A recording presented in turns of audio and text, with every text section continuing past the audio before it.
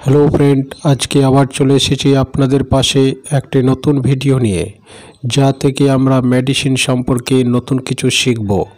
তো আপনাদের সকলকে আমার YouTube medicine channel Nasim health কেয়ারে স্বাগত জানাচ্ছি।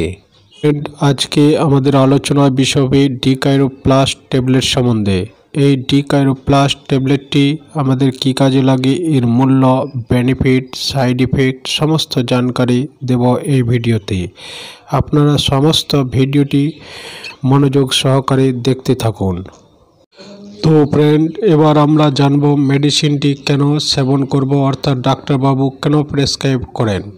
তার আগে আপনাদের বলতে চাই, যদি চ্যানেলে নতুন হন তাহলে চ্যানেলটিকে সাবস্ক্রাইব করে বেল আইকন প্রেস করতে ভুলবেন না, কারণ আমার প্রত্যেকটি ভিডিও মেডিসিনের উপর করা হয়ে থাকে, যা আপনাদের একদিন কাজে লাগবে।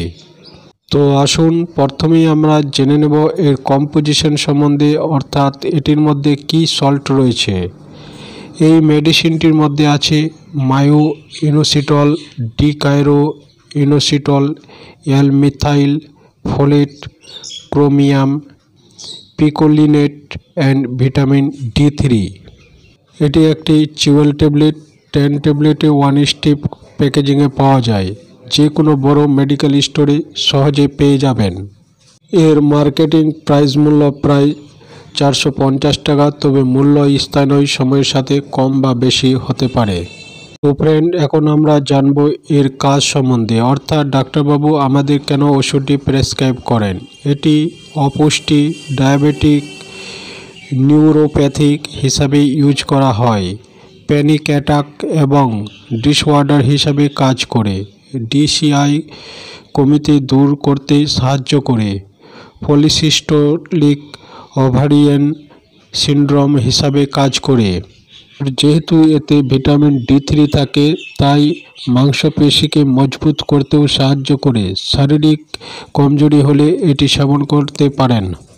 শরীরের মধ্যে অস্বস্তি বোধ হলেও তখনও এটি ইউজ করা যেতে পারে। এছাড়াও হাড়কে মজবুত করতে সাহায্য করে। তো ফ্রেন্ড, এত হলো এর কাজের সম্বন্ধে আলোচনা। এবার আমরা জানবো এর ডোজের সম্বন্ধে, অর্থাৎ এটি কিভাবে সেবন করব। বিভিন্ন রোগীর বিভিন্ন সমস্যা, তাই ডোজের পার্থক্য হতে পারে, তবে সাধারণত এটি রাতে একটি করে সেবন করতে পারেন। তো ফ্রেন্ড, আপনাদের সকলের উদ্দেশ্যে বলতে চাই যে কোনো মেডিসিন সেবনের পূর্বে অবশ্যই ডাক্তারি পরামর্শ নিয়ে তবেই সেবন করবেন। তো ফ্রেন্ড, আজকের ভিডিওটি এখান থেকে। ভিডিওটি ভালো লাগলে অবশ্যই একটি সাবস্ক্রাইব করে দেবেন। ভিডিওটি দেখার জন্য আপনাদের সকলকে অসংখ্য ধন্যবাদ। পরবর্তীতে আবার একটি নতুন ভিডিও নিয়ে আপনাদের কাছে হাজির হব। ততক্ষণ আপনারা সকলেই ভালো থাকুন, সুস্থ থাকুন। বাই।